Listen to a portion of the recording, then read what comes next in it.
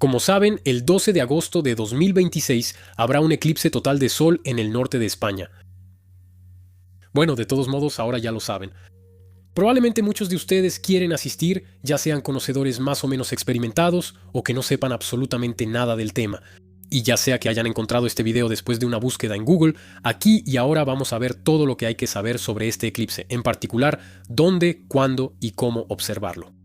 Pero también vamos a ver las reglas de seguridad asociadas a la observación del Sol, porque va a pasar por el norte de España, así como los métodos de observación que pueden implementar según su presupuesto, y vamos a cubrirlo todo, de esto a esto. Y si tienen dudas sobre su capacidad para observarlo, sepan que lo mínimo necesario es un presupuesto para gasolina para ir a la zona de totalidad. Eso es todo. Y si dudan si quieren ir a verla, entonces, sinceramente, palabra de astronauta, pidan 2 días de vacaciones, hagan el viaje y les aseguro que tendrán recuerdos imborrables para el resto de sus vidas.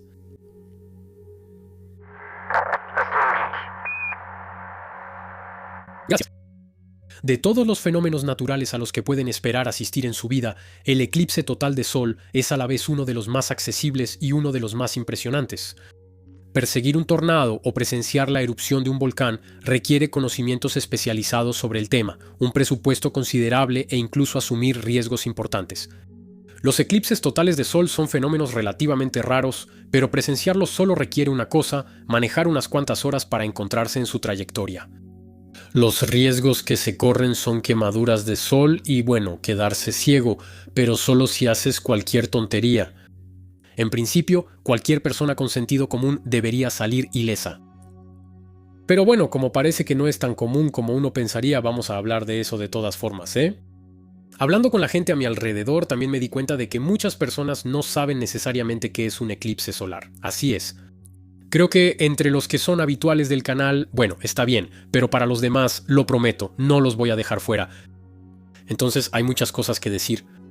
Lo primero es que espero que en los próximos meses este video se posicione bien para la gente que busca información sobre el eclipse. Entonces, si no me conocen, yo soy AstronoGeek, hablo de astronomía, pero no solo de eso, así que si les gustan las historias increíbles pero reales y quieren irse a dormir sabiendo un poco más cada noche, pues no duden en suscribirse.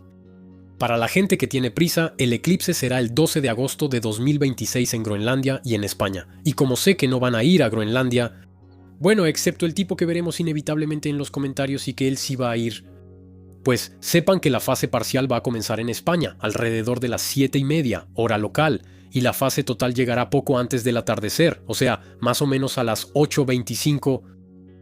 La zona de totalidad es esa. Y la sombra llegará por el océano. Así que si te encuentras en algún lugar dentro de esta franja en ese momento, la verás. Y cuanto más cerca estés del centro, más tiempo durará, más de 1 minuto 45 justo en el medio. Así que sería una lástima pensar que llegaste cuando en realidad estás justo al borde de la zona y solo verla durante 10 segundos. Luego, no necesitas ningún equipo para observar un eclipse total, solo tus ojos. Es la fase parcial antes y después la que es peligrosa cuando el sol todavía es visible, porque si lo observas directamente a simple vista, pues es el sol, ¿verdad? Vas a dañar tu retina de manera permanente, pero si además intentas observarlo a través de cualquier dispositivo óptico, telescopios, binoculares o cualquier otra cosa que no haya sido especialmente preparada, simplemente vas a terminar ciego. Eso es. Ahora que ya cubrimos lo básico, de todos modos los invito a quedarse para los detalles. Y voy a estructurar el video de la siguiente manera. Primero, como ya lo dije, no voy a dejar a nadie fuera. Así que si no sabes nada del tema y llegaste aquí después de una pequeña búsqueda en Google sobre el eclipse, primero vamos a ver cómo funciona un eclipse y que no tiene nada que ver con esas superlunas de sangre mortales que la prensa nos vende cada 6 meses. Una vez que tengamos claro eso, de todos modos vamos a tomarnos el tiempo de ver este mapa con un poco más de detalle, con los lugares buenos y malos para ubicarse y poder verla. También vamos a hablar de la logística, porque como probablemente hablas francés y si eres quebequense o malgache ya descartaste la idea de verla, pues eso significa que vas a tener que viajar desde Francia. Y entonces hay algunas consideraciones que debes tener en cuenta, tanto prácticas como legales. Nada dramático, pero bueno, igual es bueno saberlo. Y para terminar vamos a ver cómo observar un eclipse de sol. Entonces, como dije, tus ojos son suficientes, pero se puede hacer mejor, ya sea que tu presupuesto sea de unas cuantas decenas, cientos o miles de euros. Y sobre todo vamos a ver cómo hacerlo sin arriesgarse a perder la vista. No es mi costumbre, pero hoy les voy a poner un índice en el video, así pueden ir directamente al momento que quieran volver a ver, porque de todos modos los invito a verla primero completa, estoy seguro de que les va a interesar. Vamos, después de esta introducción demasiado larga, vengan conmigo, les voy a mostrar cómo funcionan los eclipses. Bienvenidos al sistema solar. Aquí está la Tierra, una esfera de 12.800 kilómetros de diámetro. Y no es plana. Mi globo terráqueo aquí mide 40 centímetros. Sabiendo que con sus 3.400 kilómetros de diámetro la Luna es aproximadamente 4 veces más pequeña que la Tierra, puedo representársela decentemente con esta bola de 10 centímetros. Ahora, una pregunta. Considerando esta escala, ¿a qué distancia de la Tierra debo colocar la Luna? Debo colocarla a 12 metros. Así es, la Luna está a 384.000 kilómetros de la Tierra. Bueno, pero ahora el Sol. Entonces, a esta escala, es una esfera de 43 metros de diámetro que se encuentra a 4,5 kilómetros de aquí. Evidentemente, no tengo los medios para ese tipo de maqueta, así que tendremos que conformarnos con un proyector de cine allá donde estamos. El Sol se mueve por nuestra galaxia, la Vía Láctea, pero a una velocidad absolutamente imperceptible a escala de una vida humana y apenas notable a escala de la historia de la humanidad. Así que lo vamos a considerar como fijo. La Tierra, en cambio, da una vuelta alrededor del Sol en 365 días. Sí, eso es lo que son los años. Esta órbita que la Tierra hace alrededor del Sol es más o menos circular. De hecho, es muy ligeramente elíptica, o sea, en forma de elipse. Es casi insignificante, pero van a ver que eso va a ser importante. Bueno, cambiemos de escala. Y entonces, al mismo tiempo que la Tierra orbita alrededor del Sol, la Luna orbita alrededor de la Tierra en aproximadamente 28 días, pero tampoco tiene una órbita perfectamente redonda. La órbita lunar también es ligeramente elíptica. Eso significa que hay momentos en los que está más cerca y momentos en los que está más lejos de nosotros. Pero sobre todo, la órbita de la Luna está ligeramente inclinada con respecto a la de la Tierra. Entonces, entienden bien que al dar una vuelta a la Tierra cada mes, eso significa que cada mes la Luna pasa frente al Sol. Y si no hay un eclipse de Sol cada mes, es porque, como decía, la órbita de la Luna está inclinada, así que a veces pasa un poco por encima y a veces un poco por debajo. De hecho, 2 veces al año su órbita pasa justo frente al Sol. Pero todavía es necesario que en ese momento la Luna esté justo entre la Tierra y el Sol, y no aquí o aquí o aquí. Si se encuentra ahí, totalmente del otro lado, ocurre otro fenómeno, un eclipse de Luna. Así que atención, un eclipse es la desaparición aparente de un astro. Un eclipse de Luna es cuando la Luna desaparece. Un eclipse de Sol es cuando el Sol desaparece.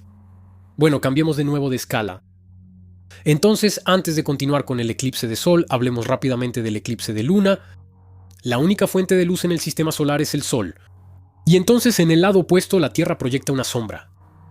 Por eso, es de noche. Y entonces, 2 veces al año, como decía, la órbita lunar está alineada con el Sol, y si la Luna pasa detrás de la Tierra en ese momento, va a desaparecer momentáneamente en su sombra. Bueno, desaparecer no es exactamente lo que pasa.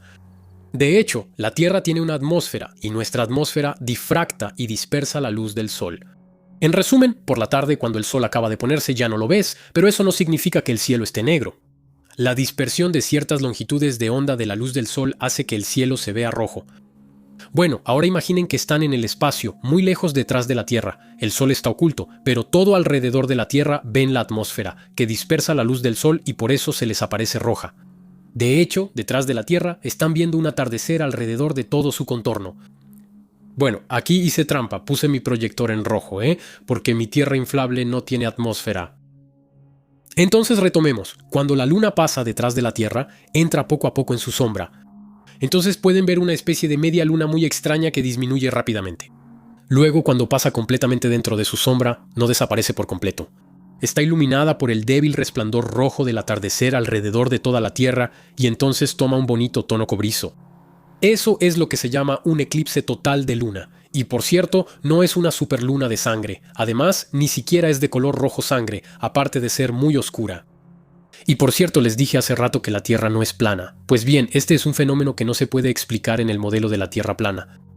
Si la Tierra es plana, ¿cómo se explica que cuando la Luna está en el lado opuesto al Sol en el cielo, no solo la sombra de la Tierra se proyecta sobre ella, sino que además esa sombra sea redondeada? Bueno, pero ahora, miren mi maqueta. Este eclipse de luna lo puedo ver desde cualquier lugar. Cuando ocurre un eclipse de luna es durante la luna llena, y en ese momento el astro nocturno es visible, literalmente, desde la mitad de la Tierra, en cualquier lugar donde sea de noche. Aquí, a la escala de mi maqueta, estoy en el espacio, y aún así la veo. Además, la sombra de la Tierra es casi 4 veces más grande que la Luna. Así que, aunque su alineación no sea perfecta, pues un eclipse puede ocurrir de todas formas. Esto explica que los eclipses de luna no sean tan raros, y que en general se puedan observar en una buena parte del mundo. Y ya que estamos, a diferencia de los eclipses de sol, los eclipses de luna no son peligrosos. La luna pues la pueden observar todo el año a simple vista. Bueno, pero ahora, tomemos el caso inverso. Si la órbita de la luna está alineada con el sol y la luna pasa frente a la Tierra al mismo tiempo, entonces podemos esperar un eclipse de sol. Entonces probablemente saben que por casualidad la luna y el sol tienen exactamente el mismo tamaño en el cielo, lo que hace que algunos digan que eso no puede ser fruto de la casualidad. Pues resulta que eso es falso, porque si fuera cierto, los eclipses de sol durarían solo una fracción de segundo, el tiempo que la luna cubre exactamente el sol. Como les dije antes, las órbitas de la Tierra y de la luna son ligeramente elípticas, así que la luna tiene más o menos el mismo tamaño que el sol en el cielo. Oye, ya son demasiados más o menos, te voy a cobrar mi monarquismo. Ok, entonces mi dirección es Astro Astrónico, calle de los Fracasados 1267000, Orschlor Poutzereim. Está dando mi verdadera dirección ese tonto. Seraim, muy bien. Bueno, te lo envío de inmediato. Y entonces, según la época del año, la Tierra puede estar más cerca del Sol, que por lo tanto parece un poco más grande. En cuanto a la Luna, puede estar más lejos en su órbita, y por lo tanto parecer más pequeña. Tanto así que si ocurre un eclipse en ese momento, el Sol sobresale alrededor de la Luna, y eso da lugar a un eclipse anular. Eso es lo que también ocurrirá en España el 26 de enero de 2028, pero hablaremos de eso más adelante. Y al contrario, la Tierra puede estar más lejos en su órbita, así que el Sol parecerá más pequeño y la Luna puede estar más cerca, por lo que parecerá más grande. Y como es más grande que el Sol, lo cubre por más tiempo, y eso será el caso del eclipse, también en España, del 2 de agosto de 2027, que será uno de los más largos del siglo XXI, con una fase total que superará los 6 minutos cuando pase por Egipto. Pero ahora miren, la sombra de la luna sobre la Tierra es muy localizada. Antes, durante el eclipse de luna, bastaba con ver la luna, así que la mitad del mundo podía verla. Pero ahora, para presenciar nuestro eclipse de sol, tienes que estar justo aquí, en la pequeña zona de sombra, y esa zona de sombra, además, tiene que pasar por zonas habitadas.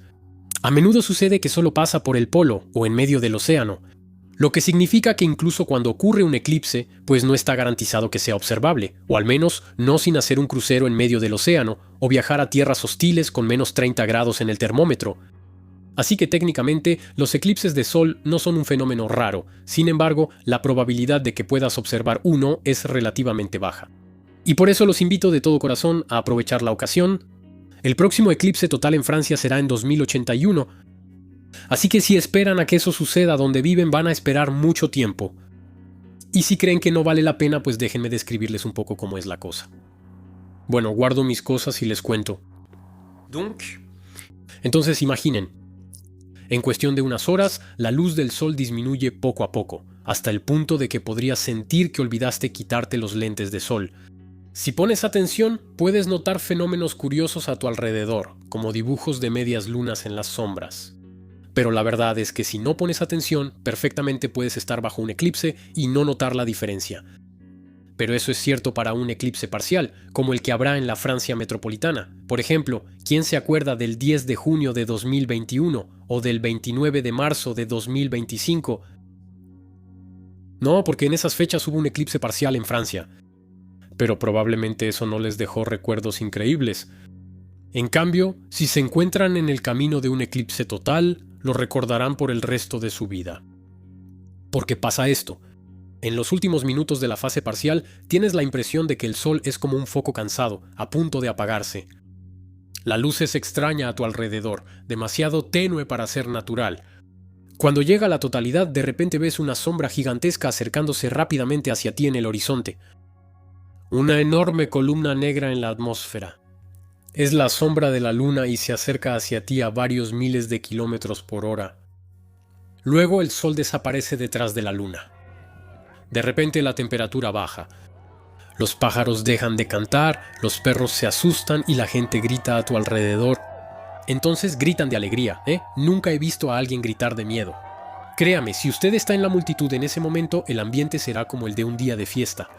En el cielo, el sol está negro, y todo alrededor solo su corona, es decir, los vientos solares que expulsa al espacio, todavía es visible.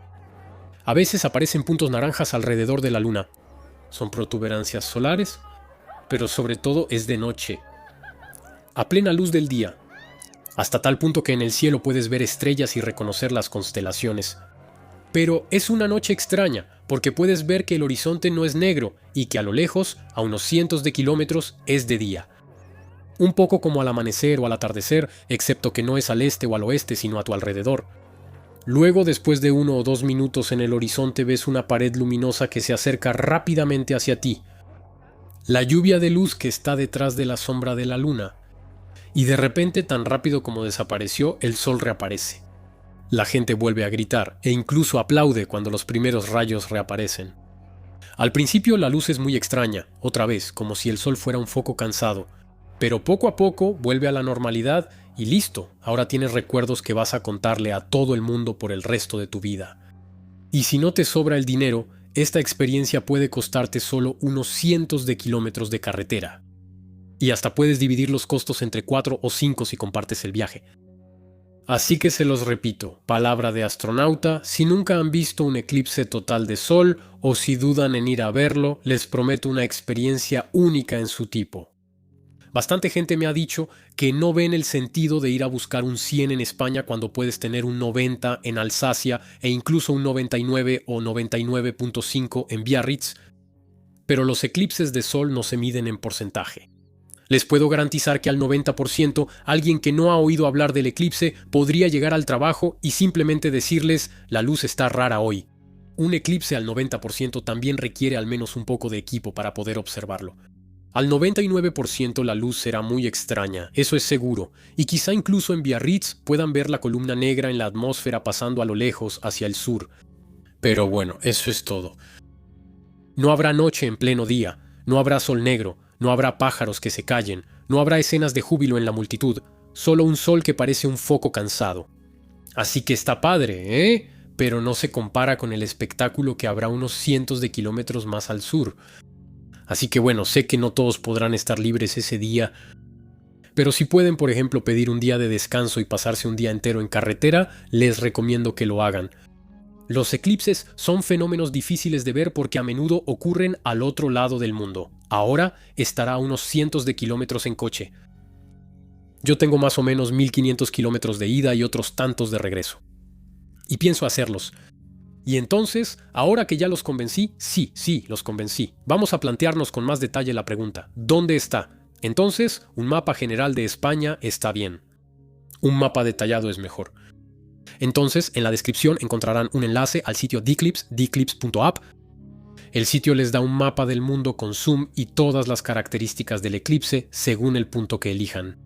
Así pueden conocer la duración de la fase de totalidad, pero también las horas precisas de inicio y fin del eclipse según el lugar. Porque obviamente la sombra de la luna es algo que se mueve, así que no puedo darles con exactitud una hora de inicio, una duración o una hora de finalización. Eso depende totalmente del lugar que se considere.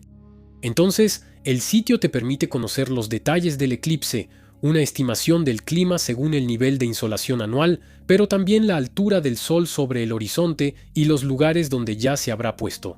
Sí, porque en España el eclipse ocurrirá relativamente poco tiempo antes de la puesta del sol.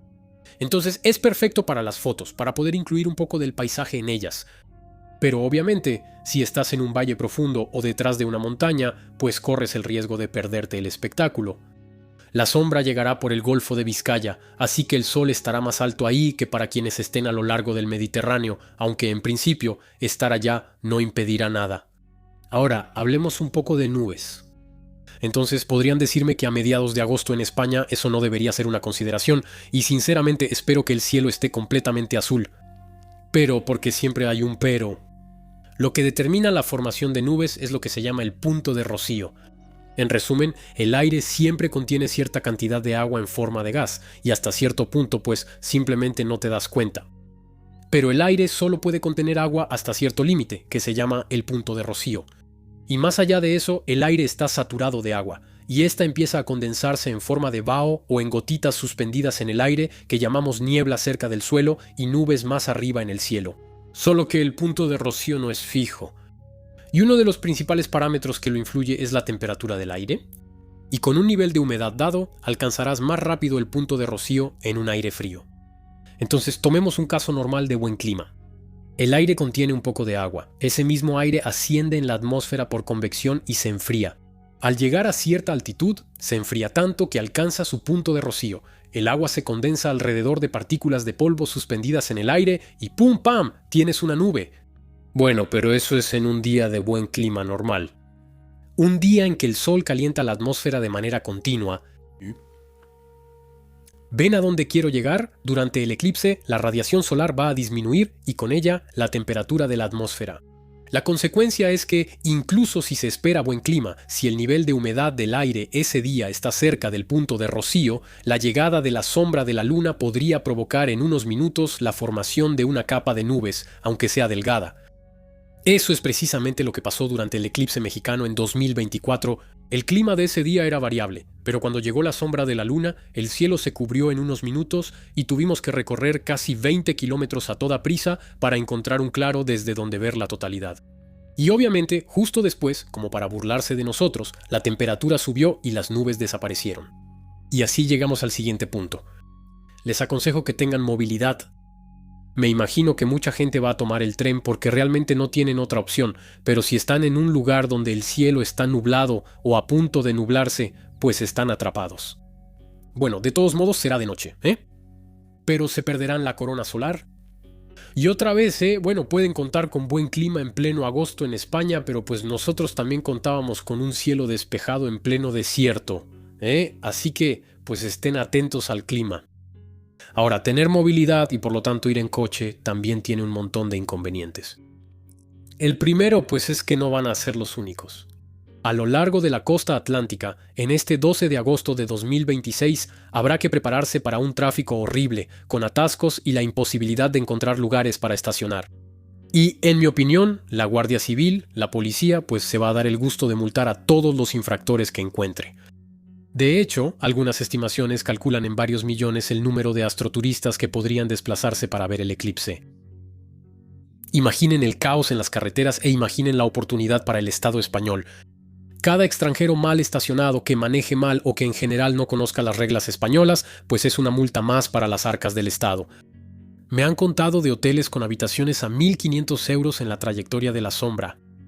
Los tipos saben que va a haber mucha gente, así que no se van a detener para sacar provecho. Entonces, obviamente, se puede criticar la avaricia de la gente que va a aprovechar el eclipse, o no, Ok, pero en cualquier caso, quejarse no va a cambiar nada. Así que como espectador del eclipse, primero hay que preguntarse cómo evitar los problemas. Entonces, de entrada, si encuentran un alojamiento barato en la ruta del eclipse donde puedan pasar la noche anterior, tómenlo. Pero eso va a ser cada vez más complicado. La opción B es alojarse lejos de la zona de totalidad, donde será más barato, y hacer el viaje el mismo día. Eso viene bien, tienen todo el día ya que el eclipse ocurre en la tarde. Pero prepárense para que mucha gente tenga la misma idea. Así que el mismo día del evento el tráfico va a ser un caos total. Así que no esperen hasta el último momento. Yo diría que es mejor salir muy temprano, encontrar un lugar tranquilo y relajarse el resto del día esperando la luna. Pero si van en coche y el clima es incierto, pueden decidir en el último momento o casi cambiar de lugar. Entonces mucha gente va a preferir la costa atlántica. Hay playas, el horizonte está despejado, se podrá ver la sombra llegar desde lejos y el sol estará más alto en el cielo. Y entonces, o deciden hacer como ellos, con el riesgo de quedarse atrapados en el tráfico, o deciden asistir al espectáculo más lejos, en el interior. Una vez más, Eclipse App les muestra las zonas que deben evitar si no quieren quedarse detrás de una montaña.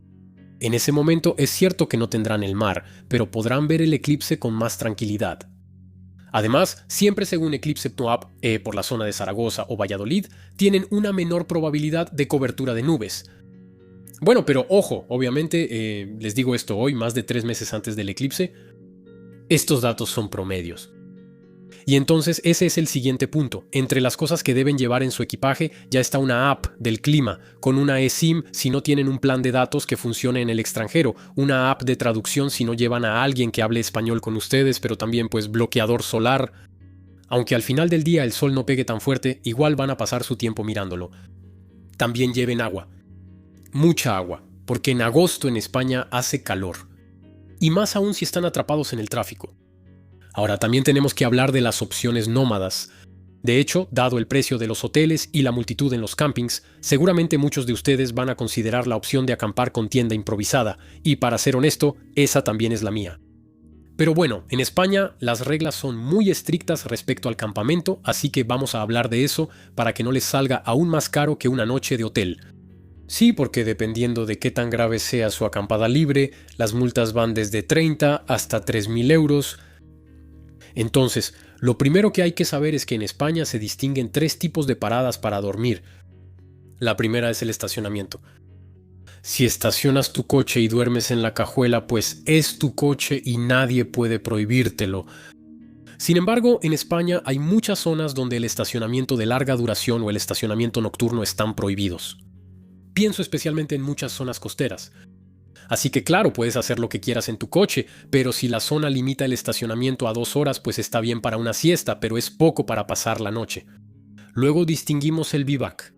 Vivac en español es dormir al aire libre en algún lugar, pero solo con un equipo reducido al mínimo indispensable.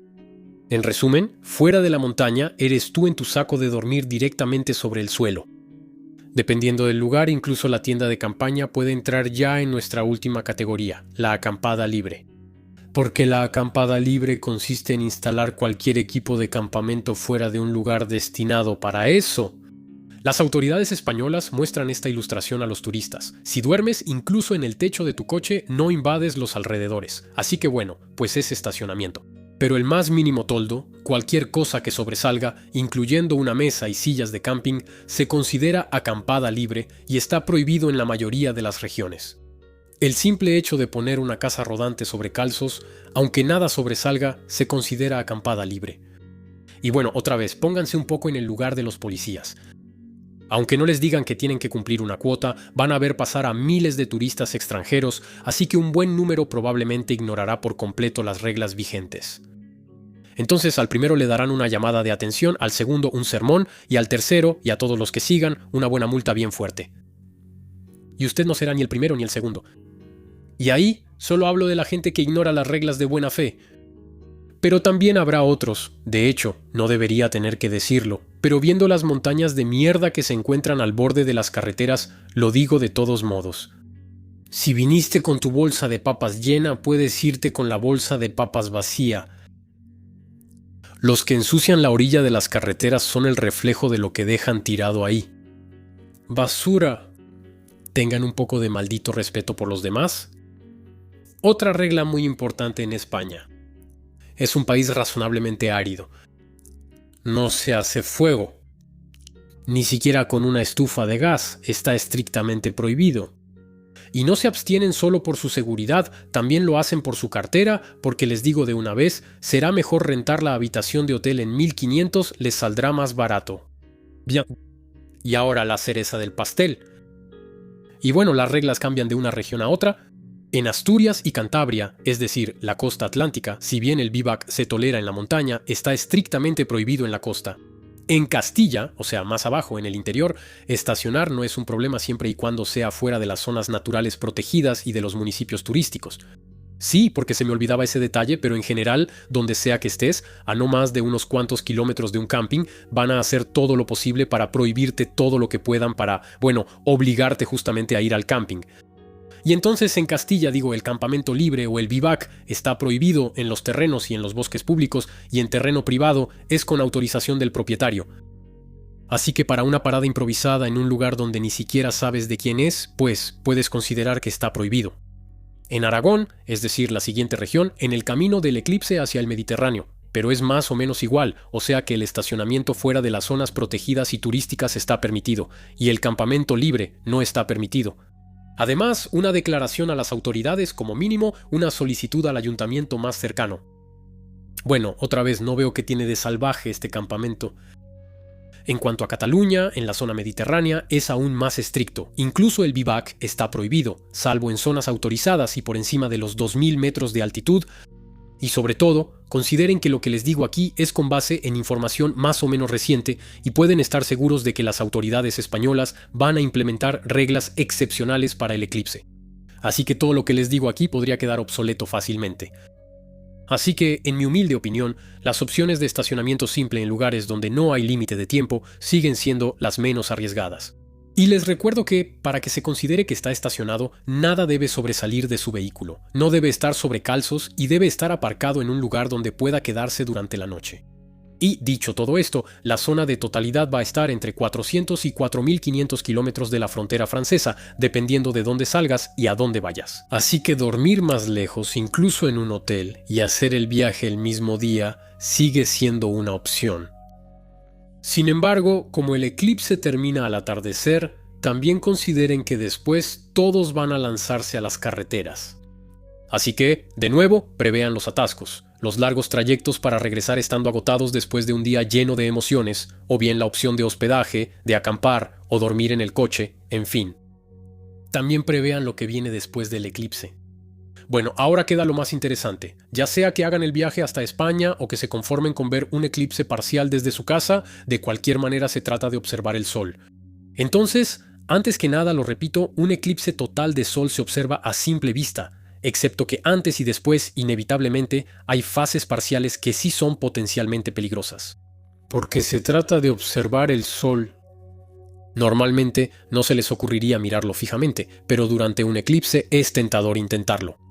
Y sobre todo no crean que estoy diciendo algo obvio, Después de cada eclipse solar importante, es decir, un eclipse total, pero también a veces eclipses parciales muy mediáticos y por lo tanto eventos donde el público los observa masivamente después de cada uno de estos eclipses. Entonces se nota una explosión de citas con los oftalmólogos. Así que piensen que estoy diciendo algo obvio si quieren, pero escuchen de todos modos, aunque sea solo para proteger a sus seres queridos, explicándoles lo que no deben hacer. Porque todos tenemos niños a nuestro alrededor. O tontos. Yo tengo muchos. En fin, normalmente no tenemos la tentación de mirar el sol directamente. Pero durante un eclipse mucha gente va a intentar hacerlo, sobre todo porque sienten que la luz es menos intensa y por lo tanto que es más soportable. Lo mismo para las personas que intentan usar simples lentes de sol, eso es aún peor. Porque van a encontrar el sol aún más soportable y por eso van a tener la tentación de mirarlo durante más tiempo. Y pueden quemarse la retina muy rápido. Y como no tienen nociceptores en ese lugar, es decir, terminaciones nerviosas sensibles al dolor, pues ni siquiera se van a dar cuenta. Van a mirar el sol pensando que, la verdad, hacen mucho escándalo por nada.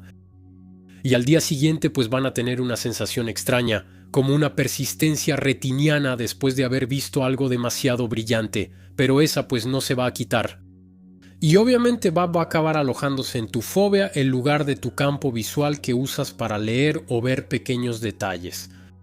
La parte de tu campo visual que naturalmente usaste para mirar el sol.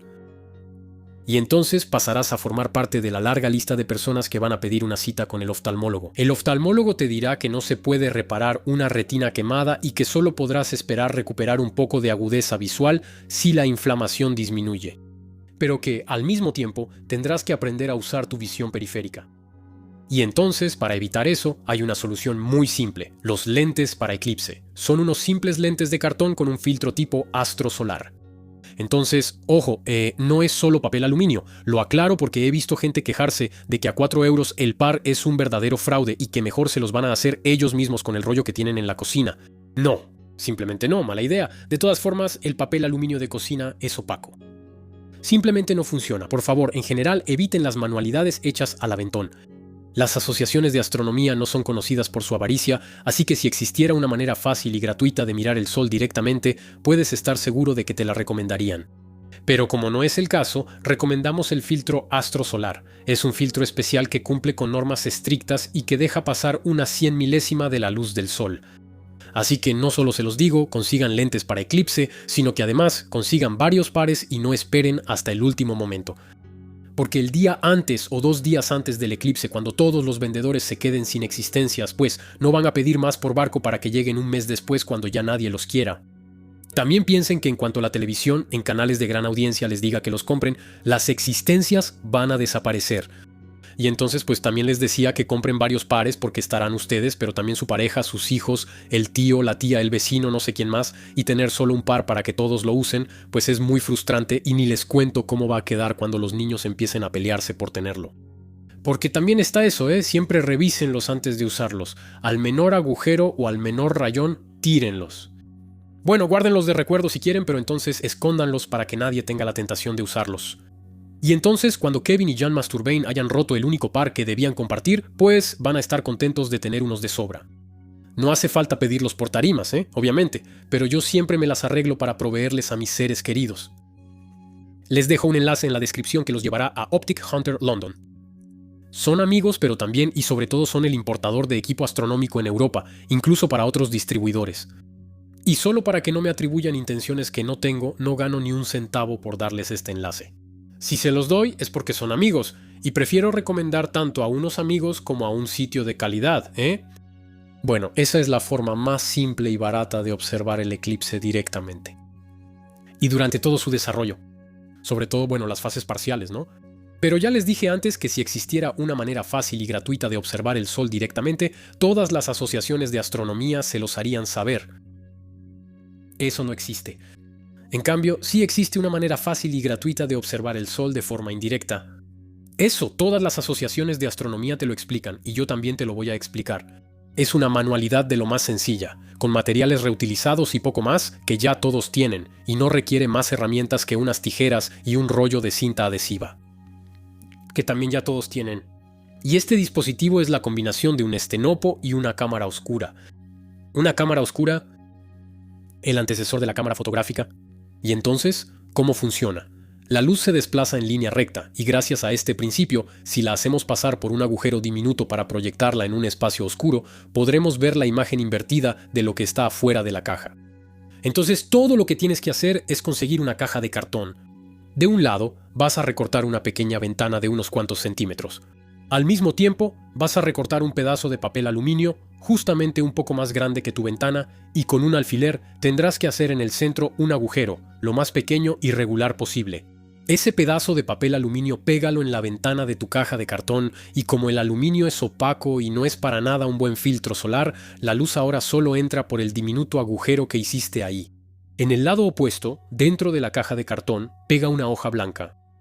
Y eso es todo. Les dije que no era tan difícil, ¿verdad?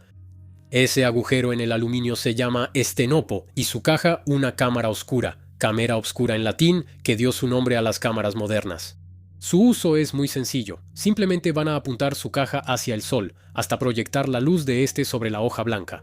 Obviamente, para la demostración no tenía un eclipse, Entonces el círculo que ven ahí es el Sol. Ese círculo no se debe a la forma de mi agujero, ¿de acuerdo? No sirve de nada esperar tener una proyección más grande haciendo el agujero en el aluminio más grande. No, el estenopo debe ser lo más pequeño y regular posible. Si quieren agrandar la proyección, la única manera es alejar la hoja, así que hay que usar una caja de cartón más grande. Entonces les decía que no tengo un eclipse a la mano para hacerles la demostración, pero esto es el disco solar, y durante un eclipse, con este dispositivo, pueden ver cómo la luna pasa progresivamente frente al Sol. Una vez que llega a la totalidad, pueden observarlo tranquilamente a simple vista y cuando el Sol regresa, vuelven a usar su cámara oscura para una observación indirecta. Aquí tienen una manualidad perfecta para entretener a sus niños antes del eclipse e incluso para enseñarles las bases de la óptica. Y si no quieren pagar 4 euros por un par de lentes, pues aquí tienen su alternativa gratuita. Pero bueno, se los digo por experiencia, el mismo día uno quiere mirar directamente. Dicho esto, aunque no quieran armar una cámara oscura, el estenopo es un fenómeno que se puede observar a nuestro alrededor, siempre y cuando encontremos un punto de luz en medio de una zona de sombra. Ahí, por ejemplo, está en las hojas de un árbol, y ahí a través de un colador, incluso pueden intentarlo con los dedos. O una espumadera. También tienen una variante de la cámara oscura, donde pueden proyectar la imagen sobre un papel vegetal en la parte trasera de un tubo de cartón. Bueno, yo no lo intenté, pero son libres de hacerlo. Encontrarán muchas variantes en Google. Aprovecho para mandar un mensaje a los profes de todo tipo. Podría ser una idea mostrar este tipo de manualidad a sus alumnos justo antes de las vacaciones, invitándolos a reproducirla para el mes de agosto. Y es la ocasión perfecta para hacer prevención sobre cómo observar el sol. Porque lo peor que se puede hacer, y por mucho, es intentar mirarlo con un instrumento con aumento.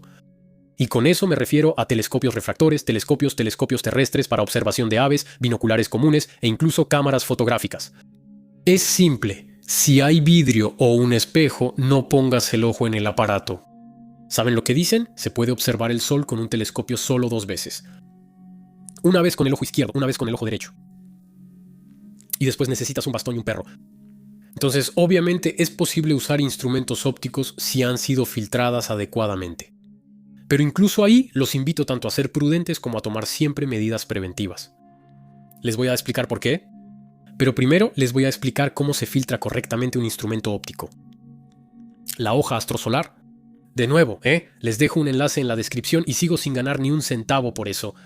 En resumen, el astrosolar es el mismo filtro que el de los lentes de hace rato, pero en formato A4. Y si creen que 30 varos por eso es caro, pues piensen que un Golden Retriever entrenado para ayudarte a cruzar la calle, eso sí es todavía más caro. Déjenme mostrarles algo. Esto es una lupa. Una completamente estándar de 75. Si enfoco la luz del sol, solo necesito unos segundos para prenderle fuego al papel. Entonces, imaginen sus ojos. Si les digo que precisamente un telescopio refractor, un telescopio o unos binoculares sirven para enfocar la luz. Y además, un telescopio pues suele ser mucho más grande que 75. Ahí es sencillo, no solo tendrán una mancha ciega en el centro del campo de visión, ahí sí van a necesitar un perro guía. Y el filtro astrosolar sirve justamente para protegerte de eso. Al dejar pasar solo una 100 milésima de la luz del sol, permite observarlo a través de un dispositivo de aumento. Pero cuidado, tendrás que fabricar tu filtro cuidadosamente, asegurarte de no rasgar ni rayar la lámina astrosolar y guardarla bien entre 2 observaciones por las mismas razones. De igual manera, está de más decirlo, pero es mejor mencionarlo, el filtro astrosolar va en la entrada de la óptica. Sobre todo, nunca lo pongas en la salida donde pones tu ojo, porque va a terminar como mi hoja de papel. Y entonces vuelvo a mi advertencia. Una hoja tamaño A4 tal vez cueste 30 euros, pero si la cortas inteligentemente, tienes suficiente para cubrir un telescopio y algunos binoculares. Se puede reutilizar infinitamente, siempre y cuando no esté dañado, así que puede servir perfectamente para tus futuras observaciones solares. El Sol es un astro vivo, que cambia de aspecto todos los días, y en particular tienes la posibilidad de ver las manchas solares que son el origen de las erupciones de materia. Esas mismas erupciones que causan las auroras boreales cuando están dirigidas hacia la Tierra. La astronomía también se practica de día, y comprar una lámina astrosolar para la ocasión es como comprar unos binoculares, puede volver a usarse en el futuro. Así que un buen filtro fabricado cuidadosamente es algo que no vas a tirar tontamente después del eclipse. Pero bueno, la persona promedio no sabe qué es una lámina astrosolar. Y entonces, si le propones a alguien mirar por tu telescopio o tus binoculares filtrados, aclárale siempre que está mirando a través de un aparato que ha sido filtrado especialmente para la ocasión. Y que no intente observar el sol de otra manera. Porque si no lo sabe y en general no tiene idea, podría pensar que así es como se observa el sol, simplemente con binoculares. Y de hecho, al llegar a su casa, podría sentirse tentado a hacer lo mismo con las suyas, sacadas del fondo de su armario, y que esas no están filtradas en absoluto. Así que siempre aclaren que no deben intentar reproducir el experimento con otro dispositivo que no haya sido cuidadosamente filtrado primero. Sobre todo con los niños. Otra recomendación, si tienen varios instrumentos ópticos a la mano, como un telescopio y unos binoculares, y uno de los dos no está filtrado, guárdenlo. Porque, una vez más, alguien que no sepa nada los va a ver observando el sol con uno, va a pensar que no es peligroso, va a tomar el otro y se va a quemar los ojos. Y de nuevo, aunque esto le puede pasar perfectamente a un adulto, pienso especialmente en los niños. Un eclipse es algo que se observa en familia o entre amigos, y si uno de tus seres queridos tiene binoculares o un telescopio, va a ser tentador usarlos, y todos van a querer mirar por ellos. Así que anticipen bien las tonterías que unos y otros podrían hacer. Puede parecerles trivial, sobre todo si ya tienen las bases en astronomía, pero no olviden que mucha gente no tiene esas bases. Una tontería puede pasar rápido, y un poco de prevención durante una observación toma menos de un minuto. Así que se las explico aquí, ahora, y les pido, por favor, que difundan el mensaje a su alrededor el día del evento para evitar las filas en el consultorio del oftalmólogo. Bueno, pero pasemos al siguiente nivel. Ya vimos la observación, ahora hablemos un poco sobre la toma de imágenes. Los teléfonos celulares no son capaces de tomar una imagen correcta del Sol en fase parcial. Al menos no directamente, pero como hace un momento, pueden tomar imágenes indirectas de estenopos naturales que tendrán tanto éxito en sus redes como la foto del cielo que todos habrán tomado antes que ustedes y donde de todas formas no se ve gran cosa. Durante la fase total, obviamente, los selfies se verán geniales, pero el Sol es muy pequeño en el cielo, así que no esperen ver bien la corona. Mi consejo, como el Sol estará abajo en el horizonte, es que se armen con una cámara o un teléfono que tenga un teleobjetivo, para lograr tener tanto el Sol como una bonita parte del paisaje.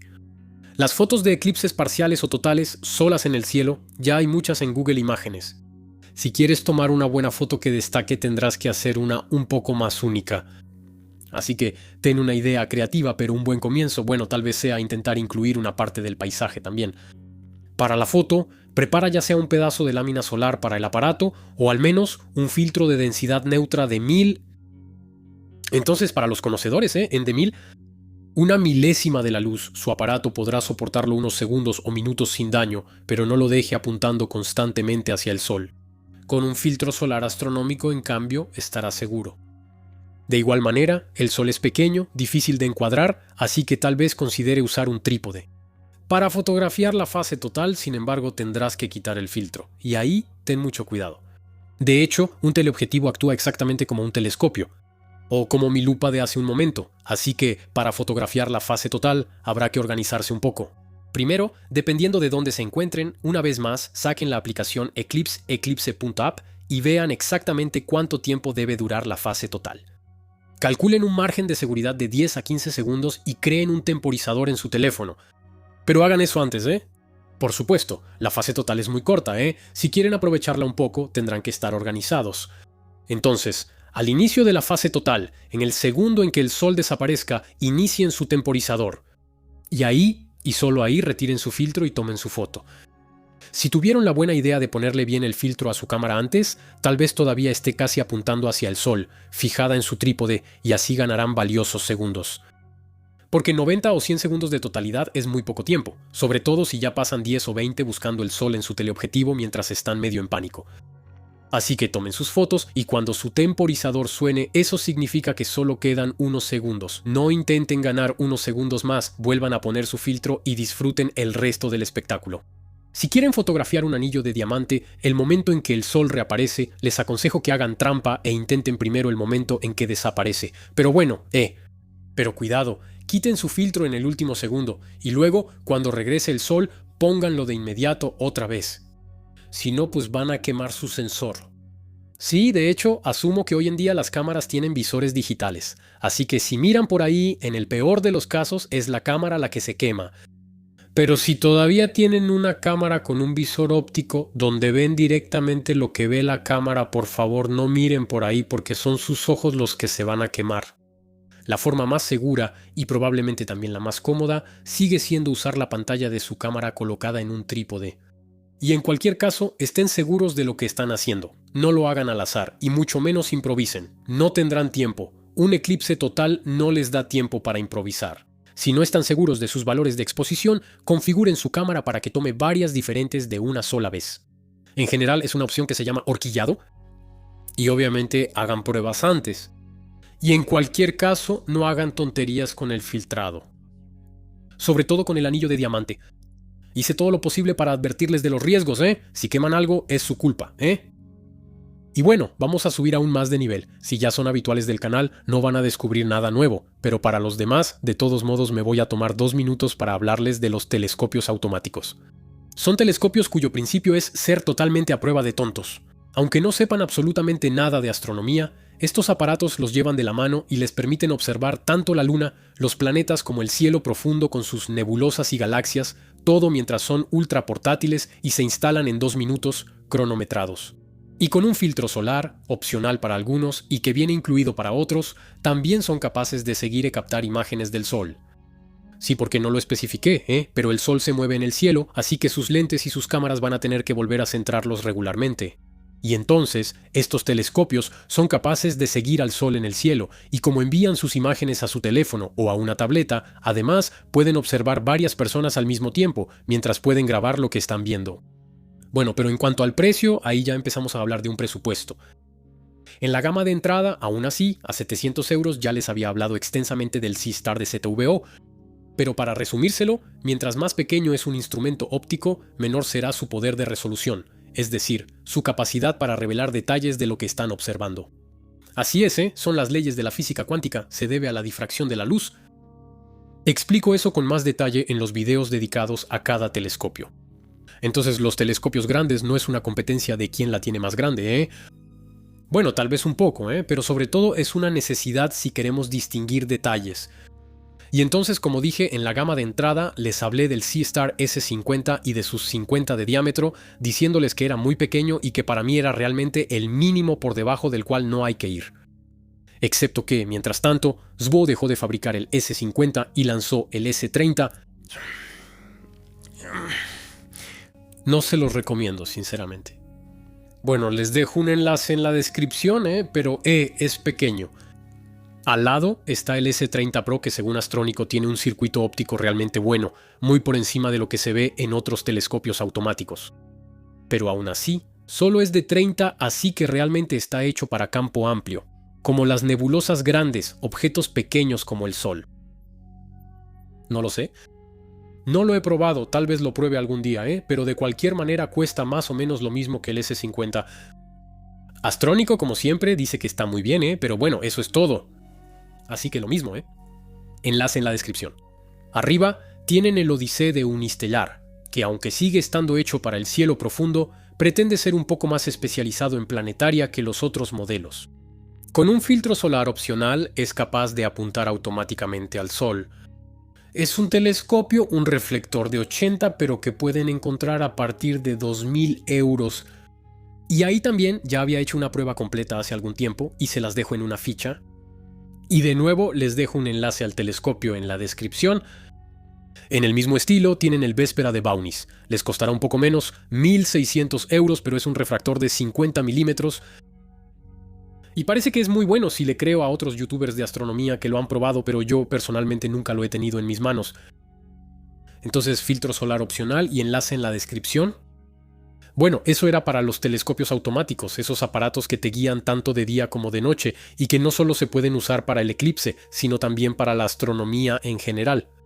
Pero ahora vamos a hablar de equipo dedicado únicamente al Sol, equipo que también es automático, que toma un poco más de tiempo instalar, pero solo 1 o 2 minutos más, pero con el que lo que puedes ver es muchísimo más impresionante. De hecho, en astronomía es como en muchos otros campos, puedes hacer todo de manera promedio o puedes sobresalir, pero solo en una cosa. Los telescopios automáticos pueden hacer de todo, pero no vas a obtener una imagen digna de un equipo especializado. Bueno, aquí justamente vamos a echarle un vistazo a algunos refractores que solo sirven para observar el Sol, pero en los que se puede ver esto. Y si hasta ahora les he puesto enlaces en la descripción sin ganar ni un centavo, aquí tengo que declararles, digamos, un conflicto de intereses.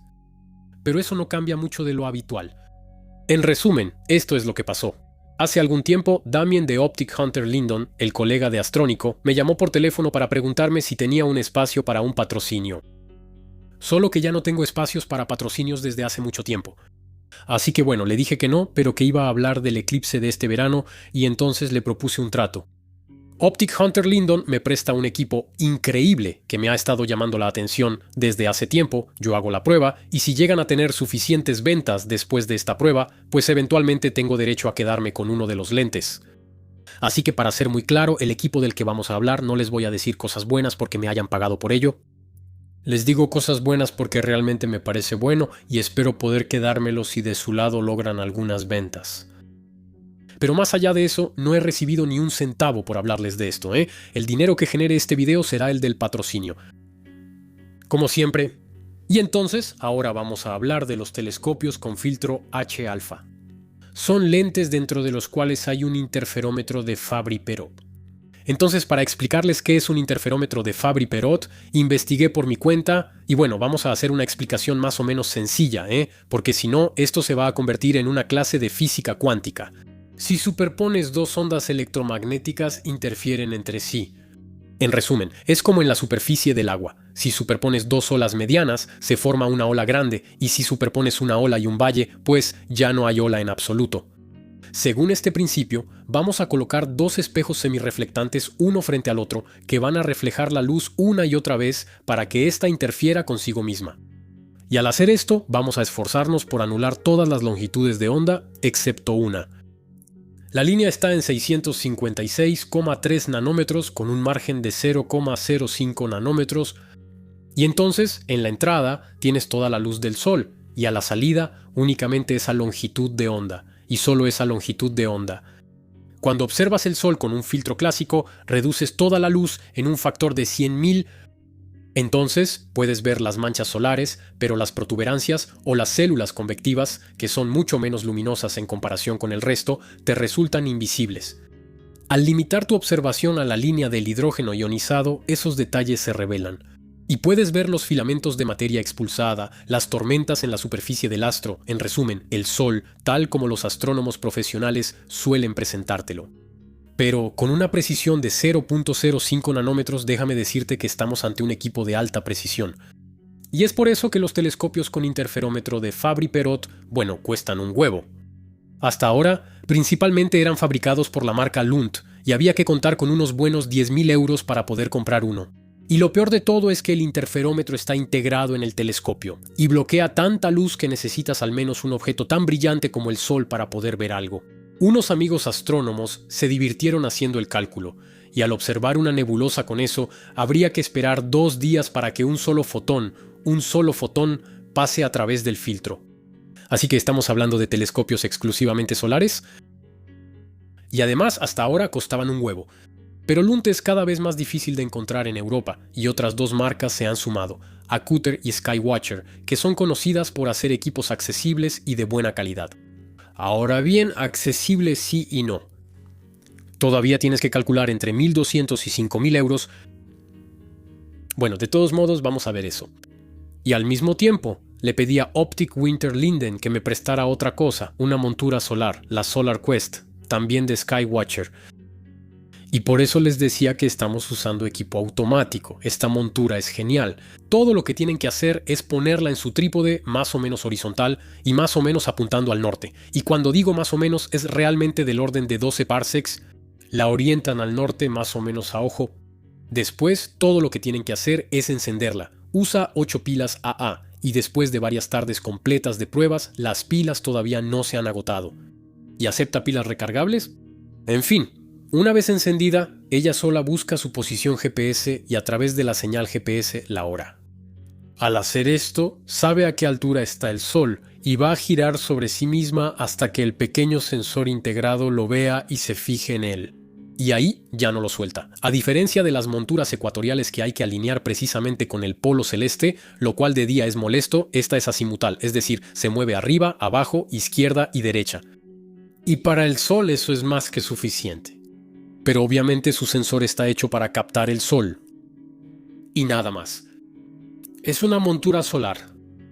Pero también es de lejos la montura más sencilla de usar que he utilizado. Y de hecho se instala tan rápido como un telescopio automático. Quizá incluso más sencillo todavía porque solo hay que colocarla hacia el norte y encenderla, No hay nada que conectar ni calibrar. Y entonces para esta cuesta 485 euros y el enlace está en la descripción. Y es en esta montura donde ahora vamos a adaptar 3 telescopios diferentes. La Acuter Elite Phoenix, la más pequeña de las 3 con sus 40 milímetros, así como la Skywatcher Heliostar de 76 milímetros y su hermana mayor, la Heliostar de 100 milímetros. Son 3 telescopios con interferómetro de Fabry-Perot. Su principal diferencia, obviamente, es su diámetro. No soy un especialista en el tema. Pero a primera vista, donde Skywatcher habría sido astuto es que colocaron el interferómetro en un lugar del circuito óptico donde puede ser más pequeño y por lo tanto más barato.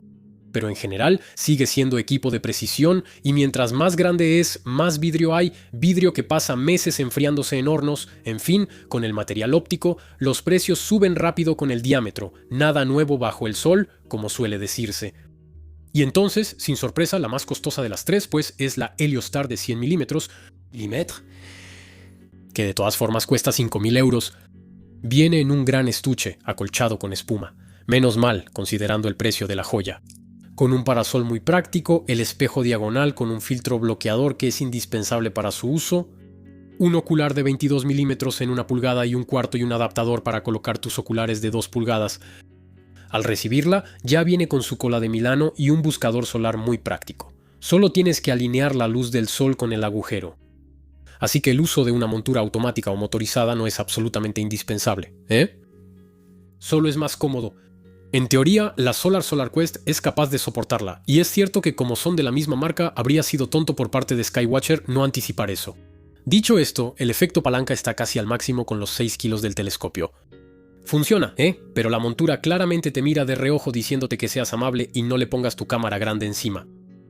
En estas condiciones, para observación puramente visual, sinceramente funciona bien.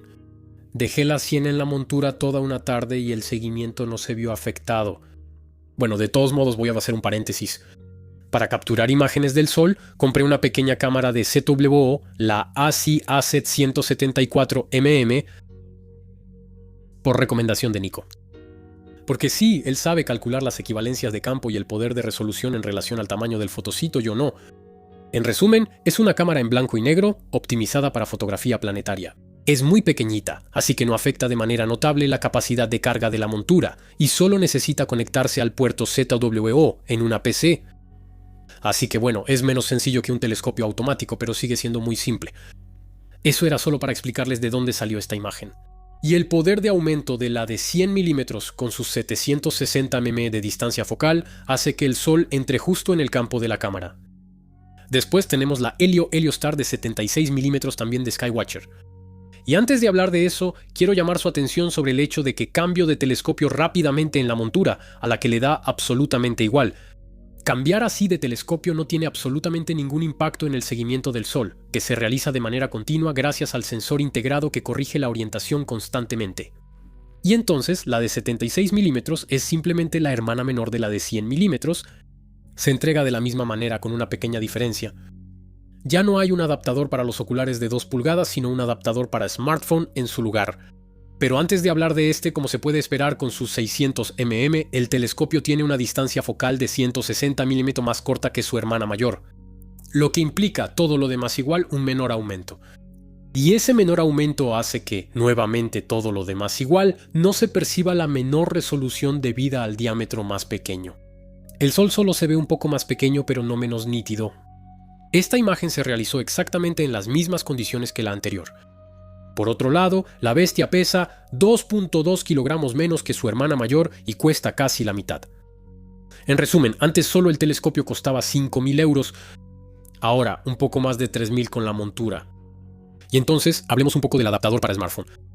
Ya lo habíamos visto en el patrocinio sobre el pequeño Maksutov Cassegrain de Acuter.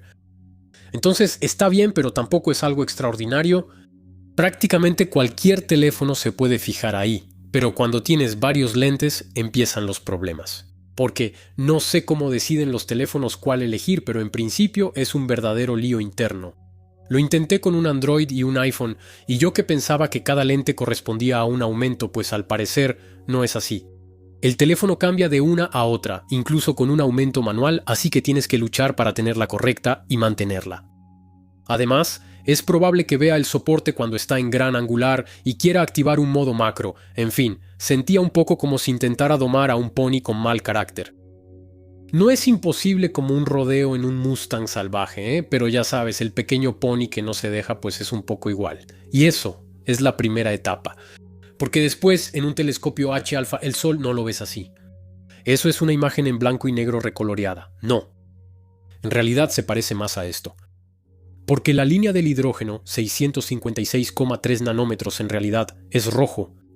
Ya está bastante cerca del infrarrojo, así que no es como que sea rojizo, es un rojo intenso.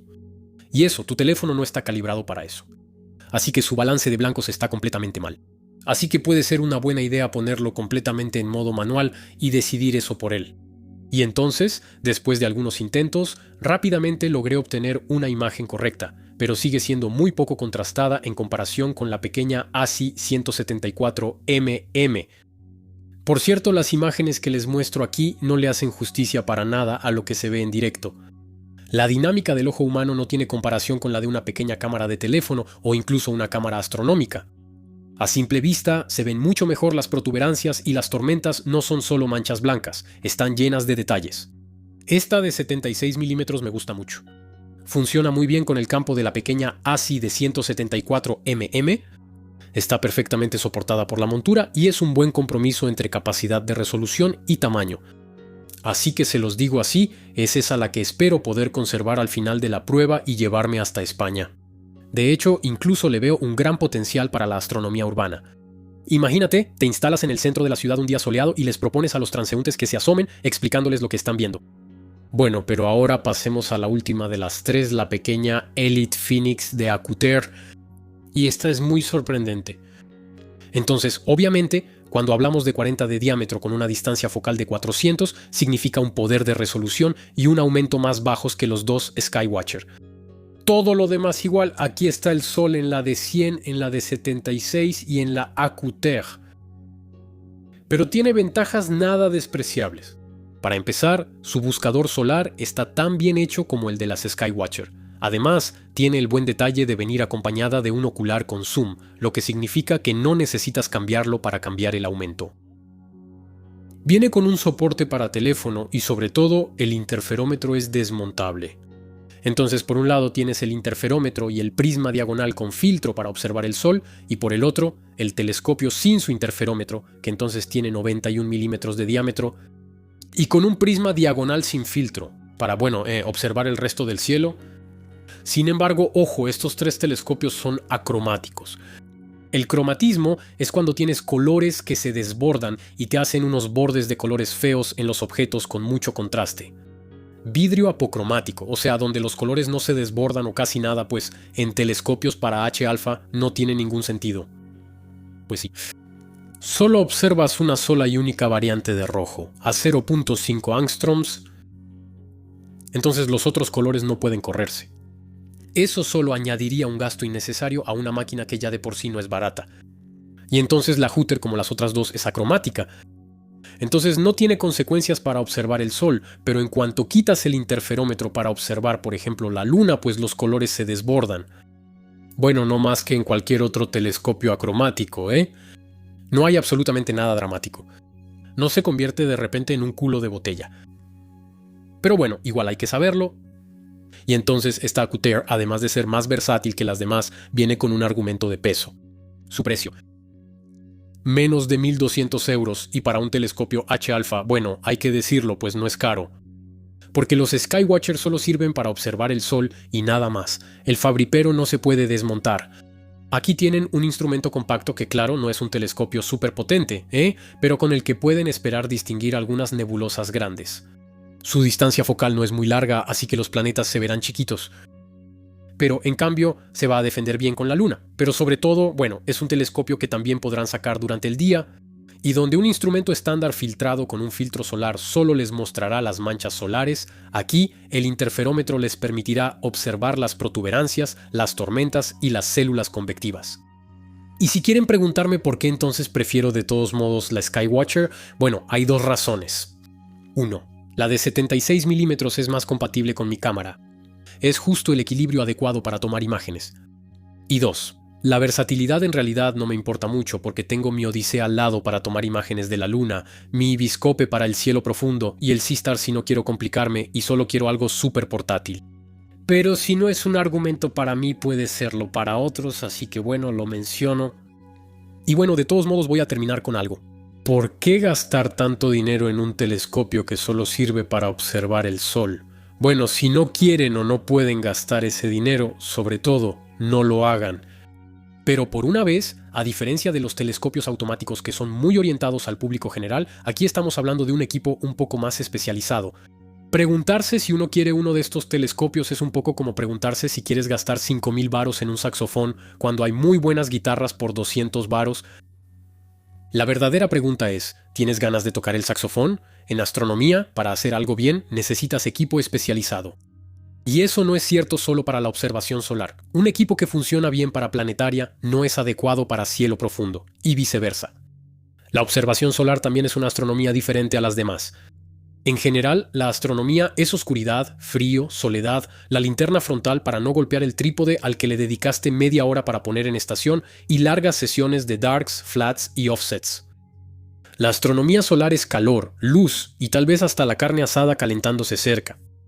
De hecho, el interés de los telescopios automáticos es también que en la noche con el frío no siempre tienes ganas de complicarte la vida. Y uno puede preferir observar desde la comodidad de su casa, mientras el telescopio funciona afuera por Wi-Fi. Pero aquí, bajo el sol, tomarse 2 minutos más para desplegar el trípode, atornillar la montura, poner el telescopio encima y quedarse atrás para mirar directamente dentro, pues es mucho menos desagradable. El sol también es un astro muy vivo que cambia de un día a otro. Las protuberancias van y vienen, sin contar la vuelta que da sobre sí mismo en aproximadamente 2 semanas. De un mes a otro verás 2 veces la misma luna, pero nunca verás 2 veces el mismo sol. Así que por supuesto está el eclipse de este verano, pero el sol sigue siendo observable todo el año. Y no les estoy diciendo para nada que sea la gran cosa, ¿eh? Pero si ese es el tipo de cosas que les gustan, pues claramente el H-alfa no tiene comparación posible con la filtración clásica. Como ya lo dije, lo que les estoy diciendo aquí no está patrocinado, ¿eh? No tengo ningún código de descuento ni cosas por el estilo. Les voy a dejar unos enlaces en la descripción y creo que Nico me va a hacer unos enlaces rastreados para ver si ustedes le dan clic y si vale la pena dejarme la 76. Pero básicamente es eso. Y si les pongo enlaces de OptiCounter Linden y no de otros lugares, sepan que como ellos son los importadores para Europa, pues si la compran en otro lado, de todas formas va a pasar por sus almacenes. Ahora bien, si pasan por su tienda, por favor al entrar griten: "Astronico es un idiota". No es cierto, así sabrán que vienen de mi parte, y quién sabe, tal vez hasta logren negociar un descuento con Nico. Listo, limpia Nico, tus porquerías. Pero, de todas formas, voy a darles una advertencia más. Las Skywatcher, esas no son baratas, está claro, y podrían sentirse tentados por el mercado de segunda mano. Si ese es el caso, no compren nada sin probarlo primero. Resulta que la primera serie que se fabricó tenía defectos. No era peligroso, pero los lentes tenían un defecto óptico bastante molesto que impedía aislar correctamente la línea del hidrógeno. En resumen, eso solo significa que hay una parte del Sol que está sobreexpuesta. Es tonto, la verdad. Entonces esa es la primera serie que se produjo y por eso no se pusieron a la venta. Excepto que unos tipos en los países del este compraron el lote y las pusieron a la venta, especialmente en el mercado de segunda mano, presentándolas como si fueran, bueno, las siguientes series que sí están libres de ese defecto. Entonces, al comprar de segunda mano, siempre prueben, y si no logran obtener un disco solar uniforme al ajustar el interferómetro, pues consideren dejarlo pasar. Bueno, creo que es hora de concluir este video tan largo. Me imagino que cada uno de sus casos será diferente, y entre quienes no pueden, no quieren o no tienen los medios para ir a ver el eclipse, obviamente, bueno, no puedo dar un mensaje uniforme que les sirva a todos. Pero aún así diré esto: en mi vida he presenciado 3 eclipses totales de sol, 2 de ellos al otro lado del mundo. Es un fenómeno que es común en el mundo, pero al mismo tiempo raro a nivel individual. Pero también es uno de esos espectáculos de la naturaleza que uno debe experimentar. Creo que hay que verlo al menos una vez en la vida, porque la vida es corta, así que si no está al menos un poco llena de experiencias memorables, creo que nos estamos perdiendo de algo. Así que pienso, obviamente, en todos los que no podrán estar libres el 12 de agosto, pero para los demás, si están dudando en ir a verla pensando que, bueno, es solo un eclipse, ya lo he visto en la tele, vivirlo en persona es una experiencia completamente diferente e increíble. Sería un poco como ver paracaidismo en la tele o hacerlo uno mismo, ¿no? Entonces, obviamente, dado el flujo de gente que probablemente habrá y las reglas locales, va a ser necesario anticipar un poco la logística y prepararse mentalmente para enfrentar el tráfico. Pero personalmente creo que vale la pena. La prueba es que yo sí voy a hacer el viaje. Si nunca han visto un eclipse total, no pueden asistir y decir sinceramente que, pues, no estuvo tan bueno. Es algo que hay que ver. Así que para el 12 de agosto les deseo más que nunca que levanten la vista al cielo y que sean de otro mundo. Hasta la próxima.